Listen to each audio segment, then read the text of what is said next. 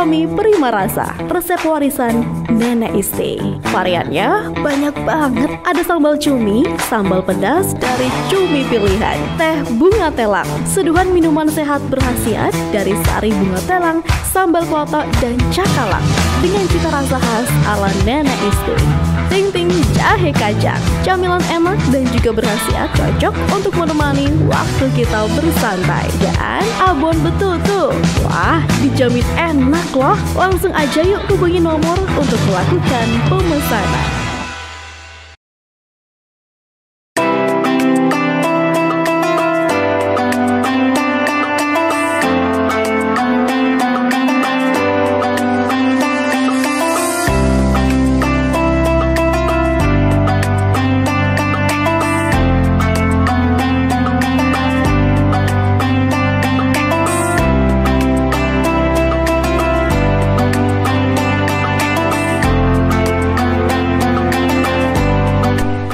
Baik, kita kembali lagi di Status Embun Ramadan bersama Dr. Kiai Abdul Wahab Ahmad MHI selaku Sekretaris Umum MUI, dan juga di studio kita ini telah hadir juga santri-santri muda kita. Silakan beri semangat buat kita, tepuk tangan dulu dong. Semoga bulan Ramadan ini dengan perbincangan kita di Status Embun Ramadan ini mampu memberikan pencerahan bagi kita semua, menambah nilai-nilai keimanan, menambah pundi-pundi pahala kita dengan banyaknya kita membicarakan sesuatu hal yang baik dalam Islam. Mungkin begini ya Ustadz ya. Kali ini kita lanjutkan ya Ustadz. Kalau tadi di perbincangan kita orang yang membaca Al-Quran dan sering membaca Al-Quran, kemudian orang tuanya saja di alam sana diberikan mahkota yang bersinar ya Ustaz ya. Nah, bagaimana dengan yang membaca itu? Nah, dalam perilaku keseharian justru yang ingin saya juga ingin dijelaskan mengenai ini, bacaan Al-Quran yang sering kita dengar di umum selain yang di masjid-masjid ya, itu dipergunakan untuk apa, seremonial, acara begitu ya. Kemudian juga bahkan kalau ada yang sakit mungkin bisa dijadikan bacaan gitu. Terus kemudian ada juga yang dijadikan pegangan untuk ya semacam jimat mungkin ya. Atau pengusir hantu gitu ya. Atau pengusir hantu atau apalah itu ya. Jadi di dalam keyakinan ini muncul hal-hal seperti itu yang memang ada dalam fenomena masyarakat kita gitu Ustaz ya. Sebenarnya kalau kita bicara keutamaan, kemudian kita bicara bagaimana sih efek bagi si pembaca sendiri yang real di apa namanya, di kehidupan ini gitu ya. Seperti apa sih sebenarnya secara umum ini hal ini bisa terjadi gitu. Oke. Sebenarnya gini ya. Al-Quran itu ketika turun asalnya bukan untuk itu semua. Sebenarnya. Jadi orang-orang itu pada prakteknya memang mereka akan mengambil yang mudah, yang simbolis gitu kan. Akhirnya Al-Quran dijadikan, misalkan kalau buka acara pakai Al-Quran aja gitu kan, baca, tapi nggak ada yang dengerin. Sekedar dibaca, kemudian dibuat obat ya. Jadi buat apa, atau buat kalau ada setan baru ingat Quran gitu kan, atau kalau ada orang mati baru ingat ini Quran, ini baca Quran gitu. Kalau nggak ada sehari-hari nggak ingat Quran, nggak ada yang menyinggung Quran, tentang ajaran Quran nggak ada, ya cuma di momen-momen tertentu aja gitu kan. Jadi itu sebetulnya bukan salah ya, bukan salah, itu benar, tetapi Al-Quran sejatinya diturunkan tujuan utamanya bukan itu. Jadi Al-Quran itu tujuan utamanya diturunkan itu sebagai hudan ya. Hudan linnas, petunjuk bagi manusia. Nah, dia kan sebagai petunjuk, dia pedoman yang harus dipedomani. Jadi orang baca Quran itu yang ideal menjadikan Al-Quran itu sebagai pegangan sehari-hari. Jadi dibaca, dihatamkan, dilihat semua kisah-kisahnya, dihayati gitu kan. Terus kemudian nasihat-nasihat ajarannya dilakukan, itu idealnya. Kalau nggak ngerti ya setidaknya pakai Quran terjemah, setidaknya itu yang minimal sekali ya, minimal. Kalau misalkan punya kesempatan belajar, maka baca tafsir bagus sekali. Tetapi kalau tidak, minimal itu Quran terjemah. Jadi membaca Quran itu bukan hanya tentang kuantitas, tetapi kualitas. Jadi nggak harus. Jadi kadang begini, kadang Nabi Muhammad SAW itu membaca Quran, satu ayat aja diulang-ulang sampai pagi bahkan. Sampai pagi, itu Nabi ya, seorang Nabi. Diulang-ulang karena beliau menghayati. Jadi Quran itu yang baik dihayati. Afala yatadabbarunal Qur'ana am ala qulubin aqfaluha, dalam satu ayat. Apakah mereka itu tidak mau mentadabbur Al-Qur'an? Apakah mereka tidak mau merenungkan isi Al-Qur'an? Atau jangan-jangan memang hatinya terkunci? Nah, ini kan keras sekali. Ini sindiran bagi manusia, disebutkan oleh Allah, orang itu kok Quran itu tidak dibuat renungan. Akhirnya ya dibuat seperti itu tadi untuk hal-hal yang seremonial. Bukan berarti salah itu Pak Joko. Bukan. Itu benar. Jadi misalkan memang betul ada beberapa ayat yang kalau dibaca, Nabi mengatakan misalkan di dalam Al-Qur'an itu ada punuknya. Punuk artinya bagian intinya. Seperti unta itu kan yang bagian yang menonjol lah. Yang menonjol yang memang itu tempat barang-barang, tempat apa bagian yang kuat. Itu ada punuknya Al-Quran itu Al-Baqarah. Dan di dalam Al-Baqarah ini ada kursi. Siapa yang baca kursi maka setan lari. Setan lari misalkan. Tetapi ya ini benar baca kursi setan lari. Kemudian di keterangan lain misalkan kalau ada Iqra'u Yasin ala mautakum, Iqra'u ala mautakum Yasin. Orang-orang yang sekarat ya, bacakan Yasin gitu kan. Atau bacakan surat Ar-Ra'd ketika ada orang yang hampir meninggal supaya mudah keluarnya ruh dan sebagainya. Atau mungkin ada bacaan tertentu yang dibuat penyembuhan ya benar, itu benar. Sahabat begitu juga melakukan. Ada seorang sahabat yang menyembuhkan, meruqyah ya, istilah sekarang kan meruqyah. Seseorang anak kepala suku yang digigit ular. Ya, ular berbisa digigit, dia nggak bisa jalan, dibacakan surat Al-Fatihah, ternyata sembuh. Nah, itu akhirnya dilaporkan kepada Nabi mengiyakan. Kamu kok bisa tahu kalau itu ruqyah, kata Nabi. Jadi ya memang salah satu itu, tetapi itu hanya pernak-pernik saja sebenarnya. Itulah keistimewaannya mungkin ya di dalam. Iya, bagian bonus lah gitu kan. Tetapi yang real, yang tujuan utama itu supaya dijadikan pedoman sehari-hari. Jadi apa sih yang nggak ada keterangan di Al-Quran? Prinsip apa yang tidak ada di Al-Quran? Jadi di Al-Quran itu disebutkan semua sudah dijelaskan di Al-Quran secara global ya, tentunya secara global. Orang hidup itu bagaimana? Kita bersikap bagaimana? Kepada tetangga bagaimana? Kepada keluarga bagaimana? Terus kemudian kepada Allah tentu pasti ya, kepada Allah dan Rasulullah. Hablum minallah dan hablum minallah, semuanya dijelaskan. Waktu berekonomi bagaimana, waktu kita memutuskan bagaimana, harus adil gitu kan misalkan. Jadi semua itu yang harusnya dipahami oleh setiap muslim dari Al-Quran. Akhirnya segala kegiatannya dia menjiwai ajaran Quran gitu kan.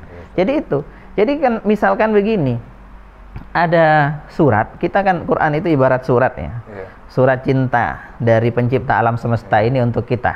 Nah, surat itu kalau oleh kita dijadikan taruh di figura misalkan, nggak dibaca, taruh di figura aja, ya baguslah dalam arti kita mengagungkannya, tetapi kan bukan itu maksudnya. Cara mengagungkannya tidak hanya itu gitu ya. Iya, bukan itu hanya istilahnya memilih, harusnya dia dapat yang 100 gitu, dia cuma dapat 20 gitu misalkan poinnya.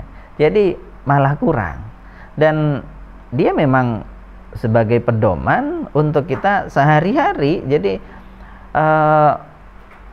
kalau orang membaca Al-Quran kemudian dia merenungi, mentadabbur, maka hatinya akan tenang.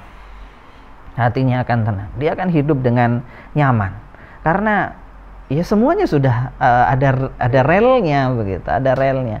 Ketika dia sedih bagaimana? Di Quran ada. Orang ketika tertimpa musibah itu bagaimana? Ketika sedang kekurangan macam-macam, Gimana itu nasihat Al-Quran? Apakah harus stres atau bagaimana? Di Quran diajari bagaimana seorang mukmin harus menjadi mukmin yang kuat gitu kan, yang tahan banting gitu kan. Sabar itu tahan banting. Dengan ingat bahwa kita ini milik Allah, inna lillahi wa inna ilaihi rajiun misalkan. Ketika misalkan kita kaya, berlebihan harta, seperti apa? Mau diapakan ini? Mau diapakan gitu kan? Dijelaskan juga tentang rasa syukur, dijelaskan juga tentang berbagi kepada sesama dan seterusnya, bahwa di harta kita itu bukan hanya milik kita. Harta yang kita usahakan gitu kan, yang kita dapat dari jerih payah kita, itu tidak sepenuhnya milik kita, ada sebagian yang menjadi hak orang lain misalkan. Nah, ini kan enak ini. Kalau kita jalankan nasihat-nasihat ini dalam Al-Quran kan kita enak. Hidup sebagai pribadi dalam lingkup rumah tangga enak, dalam lingkup sosial bermasyarakat enak, dalam lingkup yang lebih besar bernegara itu ya enak gitu kan, semua sudah ada pedomannya, sudah ada aturan dan real dalam kehidupannya. Jadi Ustaz, ya? Itu inti sesungguhnya. Tapi memang bukan berarti salah ya yang seperti itu tadi, bukan berarti salah, tetapi saya ingin mengingatkan kembali bahwa sebenarnya Quran itu diturunkan untuk kita pelajari, ya, untuk kita pelajari. Jadi Nabi pernah bersabda, khairukum man ta'allamal Quran wa 'allama. Ya. Yang paling baik dari kalian adalah yang belajar Al-Quran dan mengajarkannya. Nah, belajar Al-Quran itu bagaimana? Belajar Al-Quran itu, kalau kita tanya kepada orang-orang, banyak orang ya di luar sana, itu banyak yang mengartikan belajar Quran itu belajar membaca, ya belajar itulah yang benar, bacaannya bagaimana, ini mengejanya bagaimana dan seterusnya. Itu yang disebut belajar Quran. Padahal itu namanya belajar membaca Al-Quran. Beda itu. Yang disebut belajar Al-Quran itu adalah mempelajari maknanya, mempelajari isinya, apa kandungannya, begitu. Itu yang disebut mempelajari Al-Quran. Kemudian mengajarkannya kepada orang lain yang kita bisa gitu kan. Karena kita ini sejatinya harus menjadi guru semua Pak Joko. Ya, guru bagi siapa? Setidaknya bagi anak-anak kita gitu kan, bagi ponaan-ponaan barangkali, ya orang-orang di sekitar kita, saling mengingatkan, yaitu itu yang dimaksud. Jadi kalau ada orang yang belajar Al-Quran, belajar betul, bukan hanya belajar membacanya, bukan gitu kan, ya udah, maka itu adalah bisa menjadi khairukum, orang yang paling baik. Gitu. Orang yang paling baik. Jadi setidak-tidaknya kalau kita memang mempelajari Al-Quran, walaupun pemahamannya hanya beberapa bagian yang sangat dia yakini dan dia jadikan sebagai pegangan hidup, ini juga akan sangat bermanfaat bagi kehidupannya, Ustaz. Betul. Ya? Nah, betul. Kemudian kalau membaca nih ya, membaca Al-Quran ini, saya jadi lebih tertarik lagi nih. Apakah kita harus membacakannya dengan lantang, kemudian harus dengan suara yang indah dan sebagainya? Apa cukup membaca walaupun sebisanya membaca, tapi coba memahami apa sih sebenarnya yang terkandung di dalamnya walaupun tidak harus mengeluarkan suara? Gimana nih Ustaz? Gini. Bahasa Arabnya itu kan qiraah ya. Iya. Iqra'ul Quran kata Nabi. Bacalah Al-Quran. Qiraah, iqra. Ya. Itu bacalah Al-Quran. Fa innahu ya'ti yaumal qiyamah syafi'an li ashabihi. Karena Quran itu nanti di hari kiamat akan menjadi pembela bagi pembacanya. Nah, yang sekarang qiraah atau iqra itu apa? Yeah. Nah, yang disebut qiraah atau iqra itu adalah membaca dengan mengeluarkan suara. Yeah. Jadi kalau kita melihat tulisannya terus diem, itu tidak disebut qiraah. Dia dianggap belum melaksanakan hadis tadi, yeah. belum membaca, tetapi hanya melihat, dia hanya tadabbur. Ya oke, itu ada pahalanya, bukan berarti tidak ada pahalanya. Ada pahalanya, tetapi pahala dia memikirkan, kalau dia memikirkan. Tetapi yang baik, yang sempurna itu kalau dia ucapkan, dia lafadzkan itu. Jadi yang sempurna membaca Al-Quran itu selain memahami maknanya juga dilafadzkan. Karena dalam setiap lafadz tadi, setiap huruf tadi ada pahalanya sendiri, yang kemudian dikalikan 10 begitu. Jadi kalau cuma diem belum membaca. Terus kemudian, apakah harus dengan suara yang nyaring? Enggak harus nyaring. Yang penting minimal itu dirinya sendiri bisa mendengar. Kalau misalkan terlalu nyaring, maka lihat dulu konteksnya. Kalau terlalu nyaring sampai mengganggu orang, maka nggak bagus. Tapi kalau nyaring dalam arti, misalkan saya sekarang kan keras nih, didengar oleh teman-teman yang hadir, misalkan. Nah ini nyaringnya kan proporsional, bener. Karena jadi kebutuhan juga harus nyaring. Harus nyaring gitu kan. Nah ini bagus lagi. Jadi seperti orang tadarusan ya, di sampingnya sekitarnya ada orang yang memang menyimak. Jadi keluar suaranya lebih dari biasanya, bukan hanya sekedar dibaca sendiri. Maka itu bagus.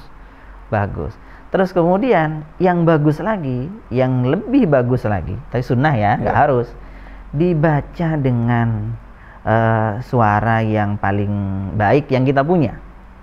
Nggak harus suara yang indah seperti penyanyi atau harus pakai lagu ini lagu itu, enggak. Tetapi dengan cara yang terbaik yang kita baca, yang kita mampu. Kan ada nih orang baca misalkan hanya sekedar kayak orang malas, kayak orang ngantuk gitu kan. Bukan. Baca Quran jangan begitu. Baca Al-Quran itu yang serius gitu, yang serius. Jadi beda antara Bismillahirrahmanirrahim, Alhamdulillah, begitu, dengan Bismillahirrahmanirrahim, kan beda itu kan, seriusnya beda. Nah ini yang baik, bacalah dengan dibuat enak lah gitu kan.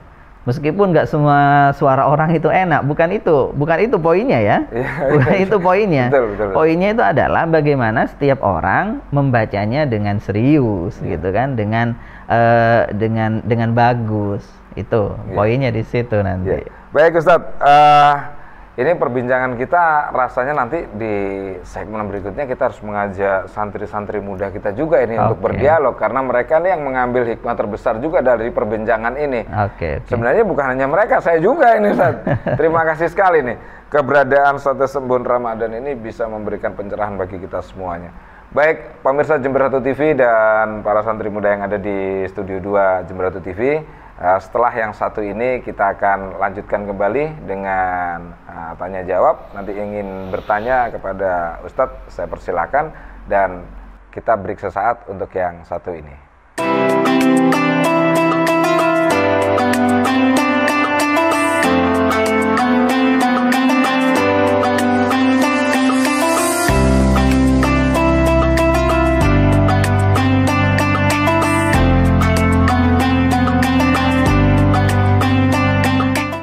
Prima Rasa, resep warisan Nenek Isti.